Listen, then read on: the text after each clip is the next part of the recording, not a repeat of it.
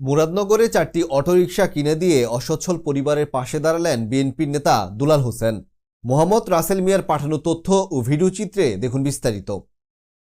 কুমিল্লার মুরাদনগরে 4টি অটোরিকশা কিনে দিয়ে 4 জন অসহায় দরিদ্র মানুষের কর্মসংস্থানের ব্যবস্থা করে তাদের পরিবারের পাশে দাঁড়ালেন উপজেলা বিএনপির যুগ্ম আহ্বায়ক, বিশিষ্ট সমাজসেবক, ধামঘর ইউনিয়নের সম্ভাব্য চেয়ারম্যান পদপ্রার্থী মোহাম্মদ দুলাল সরকার। শুক্রবার জুমার নামাজের পর উপজেলার মুকশাইর গ্রামের তার নিজ বাড়িতে অটোরিকশা চালক আব্দুল কুদ্দুস, মোহাম্মদ লিটন, আবুল হোসেন ও জাহাঙ্গীরের হাতে 4টি অটোরিকশার চাবি তুলে দেন তিনি।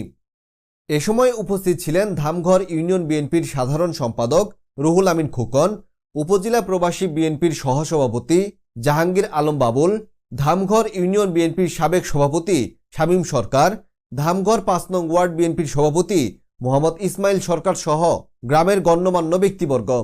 উপজেলা বিএনপির যুগ্ম আহ্বায়ক, বিশিষ্ট সমাজসেবক, ধামঘর ইউনিয়নের সম্ভাব্য চেয়ারম্যান পদপ্রার্থী মোহাম্মদ দুলাল সরকার বলেন, দুঃখের সাথে বলতে হয় যে গত 17 বছর আমাদেরকে এইভাবে খোলাবেলা আমরা গ্রামে জায়গা দিতে পারি নাই, বুঝছেন, জায়গা দিতে পারি নাই। আমি 2022 সালে আমার মসজিদে 2টা এসি দিয়েছিলাম।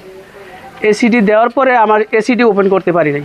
আমাদের এখানে আমার জিলানি কাকা আছে মোয়াজ্জেম, ওনাকে জিজ্ঞাসা গ্রামবাসীদের জিজ্ঞাসা করে যে এই এসিডি ওপেন করলে কারেন্টের তারা ট্রান্সফারটা যাবে গা, এইটা যাবে গা, ওইটা যাবে, মানে নানা হুজুর দেখাইয়া এসিগুলা বন্ধ করছে।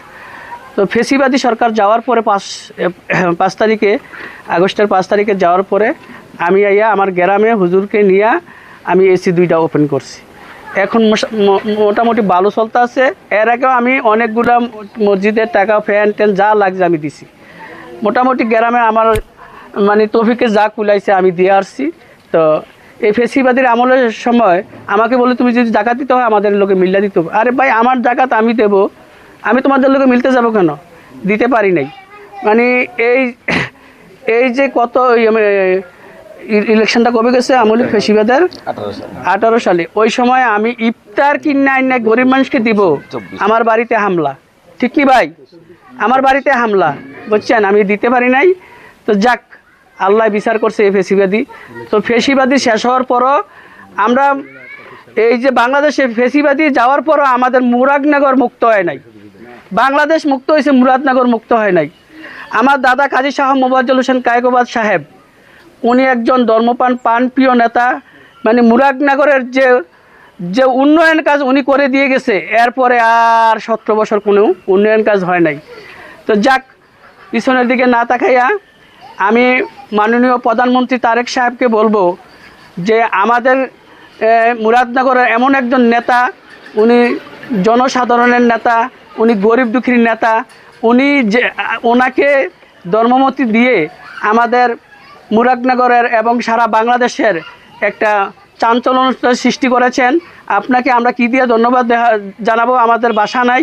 তো আমাদের দাদা ভাই, আপনি একটু প্রধানমন্ত্রী সাহেবরে বলবো যে তারেক রহমান সাহেবরে, আপনি আমাদের দাদাকে একটু দেখেন যে উনি কি করছে মুরাদনগর। উনি যদি এই ফেসিবাদ সরকার গত 3 পিরিয়ড না থাকতো, এই মুরাদনগরে আরও 3বার মানে উনি এমপি থাকতেন। হ্যাঁ, বিএনপির থেকে ওনার 8 হইতে 9 বার এমপি সুযোগ ছিল। এই ফেসিবাদীর আমলে 21-এর হামলায়, গ্রেনেড হামলায় ওনাকে মিলিয়ে দেশের বাহিরে যাইতে বাধ্য করছে। উনি এমন একজন নেতা, জনদরদি, মুরাদনগরের গণমানুষের নেতা। আরে কি বলবো, বাংলাদেশে এমন নেতা পাওয়া খুবই ভাগ্যের ব্যাপার। হ্যাঁ, উনি বাংলাদেশটার একটা আমাদের তারেক জিয়া সাহেব যে ধর্মমন্ত্রী বানাইছেন, আল্লাহর রহমতে শুধু উনি মুরাদনগরের নেতা না, অল বাংলাদেশের নেতা। এখন ইনশাল্লাহ আমাদের ধর্মমন্ত্রী ওনার মানে জীবন দিয়ে হলো, ওনার কঠোর পরিশ্রম দিয়ে হলো, উনি যে পরিশ্রম এই বয়সে করতে আছে এই জনগণের সাথে, আসলে এটা আমরা বললে কোনো লাভ হবে না। কিন্তু উনি এই মানুষের জন্য যা করতেছে, মানে মুরাদনগরের মানুষের জন্য। তো এই বলে আমার বক্তব্য সংক্ষিপ্ত করলাম। সবাইকে, আমার দাদাকে সালাম জানালাম, তারেক জিয়া সাহেবকে আমার প্রতি সালাম রইল। এই বলে আমার বক্তব্য শেষ করলাম। বাংলাদেশ জিন্দাবাদ, বাংলাদেশ জাতীয়তাবাদী দল জিন্দাবাদ, মুরাদনগরের গণমানুষের নেতা কাজী শাহ মোবাজ্জল হোসেন কায়কোবাদ সাহেব জিন্দাবাদ। দুলাল সরকারের এই মহতী উদ্যোগকে স্বাগত জানিয়ে বিএনপির নেতৃবৃন্দ ও এলাকাবাসী বলেন, আমরা যদি প্রত্যেকের অবস্থান থেকে এই প্রক্রিয়ায় আমরা আস্তে আস্তে করে ছোট ছোট আকার না করে একজনকে এমনভাবে যে জাকাতটা দান করি যে ওনার একটা কাজের ব্যবস্থা কর্মসংস্থান হয়, তাইলে আমাদের সমাজটা একসময় জাকাত দেওয়ার লোক আপনি খুঁজেও পাবেন না। তো আমি দুলাল সরকার সাহেবকে অত্যন্ত সাধুবাদ জানাই, ধন্যবাদ জানাই। আমাদের বিএনপির পক্ষ থেকে ওনাকে অভিনন্দন জানাই। ওনার এই যে সুন্দরভাবে এবং কর্মক্ষম মানুষ সৃষ্টি করার মাধ্যমে উনি যে জাকাত সৃষ্টি দিছে, এই জন্য ওনাকে আমি আমাদের দামগড় ইউনিয়ন বিএনপি তথা আমার ধর্মমন্ত্রী আলহাজ কাজী মোহাম্মদ কাইকুয়াসের পক্ষ থেকে ধন্যবাদ জানাই। উনি জন্য সামনের দিকে আরও এভাবে আমরা জাকাত প্রদান করে আমাদের দারিদ্র মানুষদেরকে কর্ম করতে পারে সে আশা ব্যক্ত করে আমার বক্তব্য শেষ করছি। মুকসার দুলাল মিয়ার বাড়িতে এসে উপস্থিত হয়েছি একটা ভালো কাজের উদ্দেশ্যে। যে কাজটি হচ্ছে আমরা যে জাকাতের মাধ্যমে আমরা যে জাকাতে সেমাই, চিনি, কাপড়, সস্তার কাপড়টা খুঁজি, ওই মন মানসিকতা পরিবর্তন করার জন্য আমাদের প্রাইম মিনিস্টার সাহেব জনাব তারেক রহমান সাহেব এবং আমাদের মাননীয় ধর্মমন্ত্রী আলহাজ কাজী মোহাম্মদ কাইকুয়া সাহেব মুরাদনগর অভিভাবক, ওনাদের যে চিন্তা ভাবনা যে মানুষের মাইন্ড পরিবর্তন করার জন্য, মানুষের মন মানসিকতা পরিবর্তন করার জন্য যে জাকাতটা আসলে জাকাতটা পাবলিসিটি করার বিষয় না, তবে মানুষ যেন উৎসাহিত হয় সেই কারণে আমাদের আজকের এই লাইভটা এই কারণে করার জন্য এরকম উদ্দেশ্য হচ্ছে যে গ্রামের মানুষ যারা আমাদের ধনাঢ্য ব্যক্তি যারা আছে, গ্রামের মধ্যে সম্মানীয় ব্যক্তি যারা আছে, সবাই যেন এই বিষয়গুলো দেখে উৎসাহিত হয়। আলহামদুলিল্লাহ আজকে আমাদের ভাই মোহাম্মদ দুলাল সরকার ব্যবসায়ী, আমাদের দলীয় মুরাদনগর বিএনপির যুগ্ম আহ্বায়ক, উনি আজকে ওনার নিজ উদ্যোগে আলহাজ কাজী মোহাম্মদ কাইকুয়া সাহেবের নির্দেশে 4টি অটোরিক্সা 4 জনকে প্রাধান্য করেছেন।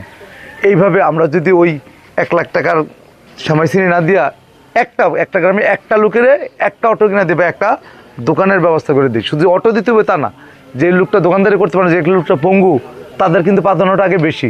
তার একটা দোকানের ব্যবস্থা, একটা বৈশাখ কোনো কিছু ফুটপাতে একটা ইয়ার ব্যবস্থা, যেটা করে সে তার সংসার ফ্যামিলি চালাইতে পারে, ওই জিনিসটা যেন করতে পারি, ওই মন মানসিকতা যেন আমাদের আসে। এবং আমাদের ধনাঢ্য ভাইদের প্রতি আমার একটা অনুরোধ থাকবে, আপনাদের যে জাকাতের হকটা এটা আপনারা পরিশোধ করবেন। আমাদের প্রধানমন্ত্রী এবং আমাদের ধর্মমন্ত্রী ওনার পক্ষ থেকে আমি আপনাদেরকে বলছি, আপনারা এটা পরিশোধ করবেন, কারণ এটা আপনার লস না, এটা আপনার পয়সার, আপনার যে সম্পদের সিকিউরিটি, এটা আপনার হালাল বিষয়, এটা আপনার সম্পদটা হালাল থাকবে। আপনি যেভাবে ট্যাক্স দিবেন, যেভাবে করবেন, ঠিক ওইভাবে জাকাতটা পরিশোধ করবেন, তাহলে আমার বাংলাদেশে এই হতদরিদ্র আর গরিব এই কথাটা আমাদের থাকবে না ইনশাল্লাহ, প্রত্যেকেই সচ্ছল হবে ইনশাল্লাহ। পরিবার পরিজন নিয়ে ভালোভাবে বেঁচে থাকার একমাত্র অবলম্বন অটোরিকশা পেয়ে অটো চালকরা বলেন, আমরা বাড়ি মুকসায়, আমরা দুলাল ভাই কে আমার একটা গাড়ি দান করছে আল্লাহ দিলে। আগে চালাইতাম বাড়া গাড়ি চালাই সংসার চালানোর কষ্ট হয়েছে, যা আল্লাহ দিল দুলাল ভাই যখন আল্লাহ দিলে দয় হয়েছে। আমরা সাইডটা গাড়ি 4 জনকে দান করছে, আল্লাহ দিলে অঙ্কা চলে ফিরে খাইয়া ফলাফল বাচ্চারিটা থাকতে দাও। আল্লাহ নি মনে করেন এবার আল্লাহ দিলে আরও তৌফিক দেও, আল্লাহ নি আরও মনে করেন মানুষ আরও দান করতে পারে। বাড়ি মুকসার, এই দুলাল ভাই আপনার একটা গাড়ি দিছে, আমরা 4 জনের মাঝে আমি একজন, আল্লাহ বাসালে একটা গাড়ি দিছে, এই গাড়ি দিয়ে আমরা ইনকাম করে সংসার পালন। আর আল্লাহ বাসালে আগামীতে যে দুলাল ভাই আরও আল্লাহ অতিরিক্ত আল্লাহ অসহায় গরিব মানুষের ভিতরে পাশে থেকে দান করতে পারে, আমরা এই বলে আল্লাহর মতো দোয়া করলাম। আমরা বাড়ি মুকসাইর, দুলাল ভাই আমরা একটা গাড়ি দিছে, কাইকুয়া সাহেবের মুরাদনগরের অতিরিক্ত কাছের লোক দুলাল ভাই আমরা একটা গাড়ি দিছে মুকসারে। গাড়িটা আমরা চালাইয়া যেমন শান্তির মতো চলতে পারি, আমরা আগে ভাড়া গাড়ি চালাইছি, তখন নিজেকে চালাইতে পারি, সংসারটা সুন্দর মতো চলবো। এই দুলাল ভাইয়ের এলাকা, হ্যাঁ, আল্লাহ যেমন তৌফিক দেয়, উনি যে সবার দিতে পারে, উনির জন্য সবাই যে দোয়া করে, এই তৌফিক দেয় আল্লাহ দিয়ে আমরা অনেক খুশি। দুলাল ভাই আমরা একটা গাড়ি দিছে। আমার গ্রাম মুকসারে, আমার আগে একটা ভাড়া গাড়ি চালাইতাম, অটো গাড়ি, একসময় পাইতাম না। আমাকে এখন দুলাল ভাই একটা গাড়ি দিছে, এই গাড়ি চালাই যে আমি সংসার চালাইতে পারি।